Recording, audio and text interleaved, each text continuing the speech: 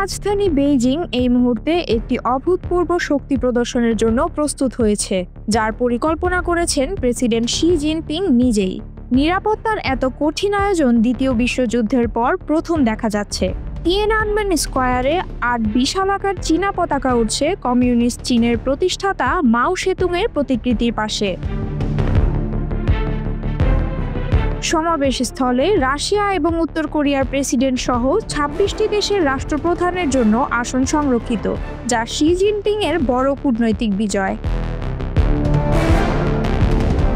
Beijing এমন কঠোর নিরাপত্তা ব্যবস্থার মুখে পড়েছে যা শহরের ২১ মিলিয়ন বাসিন্দার জীবনকে সম্পূর্ণভাবে বদলে দিয়েছে। প্যারেড কমান্ড অফিসের কর্মকর্তারা বলেছেন, সর্বোচ্চ নীতি হলো জনগণকে যতটা সম্ভব কম বিরক্ত করা, কিন্তু বাস্তবতা সম্পূর্ণ উল্টো।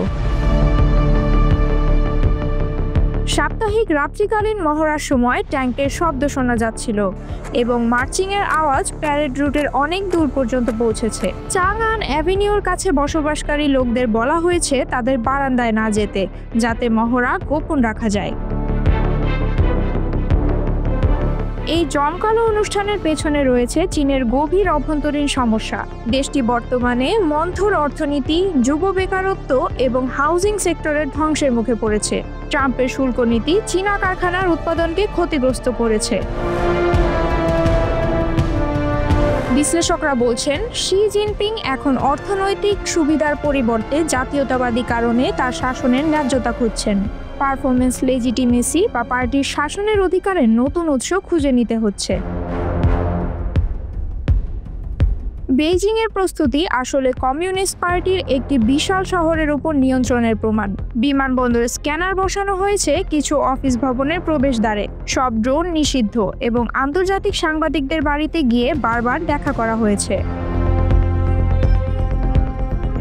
২০২২ সালে যখন শি তার তৃতীয় মেয়াদের জন্য নির্বাচিত হন, একজন বিক্ষোভকারী একটি প্রধান হাইওয়ে সেতুর ওপর ব্যানার উন্মোচন করে শি এর পদত্যাগ দাবি করেছিলেন।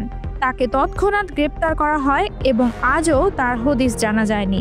এমন ঘটনার পুনরাবৃত্তি ঠেকাতেই এত কঠোর নিরাপত্তা ব্যবস্থা। চীনের জন্য এই প্যারেড কেবল সামরিক শক্তির প্রদর্শন নয়, বরং একটি নতুন বিশ্ব ব্যবস্থার ইঙ্গিত, যা আমেরিকার নেতৃত্বাধীন আন্তর্জাতিক ব্যবস্থার বিকল্প হতে পারে। শি জিনপিং চীনকে পোস্ট ইউএস আন্তর্জাতিক ব্যবস্থার অভিভাবক হিসেবে প্রতিষ্ঠা করতে চান। প্যারেডে নতুন প্রজন্মের পারমাণবিক অস্ত্র, হাইপারসোনিক ক্ষেপণাস্ত্র এবং মানবহীন ড্রোন প্রদর্শিত হবে বলে আশা করা হচ্ছে। সামরিক বিশ্লেষকরা বলছেন, এই অস্ত্রসমূহ চীন যুক্তরাষ্ট্রের সামরিক শক্তির ভারসাম্য সমান করতে সাহায্য করবে। যদিও সরকার জাতীয়তাবাদী আবেগ জাগানোর চেষ্টা করছে, সাধারণ জনগণের মধ্যে মিশ্র প্রতিক্রিয়া দেখা যাচ্ছে। ঝিহু প্ল্যাটফর্মে একটি জনপ্রিয় মন্তব্য, যা পরে মুছে ফেলা হয়েছে, সেখানে সরকারকে প্যারেডে কম অর্থ খরচ করে জনগণের জীবনযাত্রার মান উন্নয়নে মনোযোগ দিতে অনুরোধ করা হয়েছিল। শি জিনপিং এর এই মহামুহূর্ত শুধু চীনের অভ্যন্তরীণ নিয়ন্ত্রণের প্রমাণই নয়, বরং বিশ্ব রাজনীতিতে একটি নতুন শক্তি কাঠামোর সূচনাও।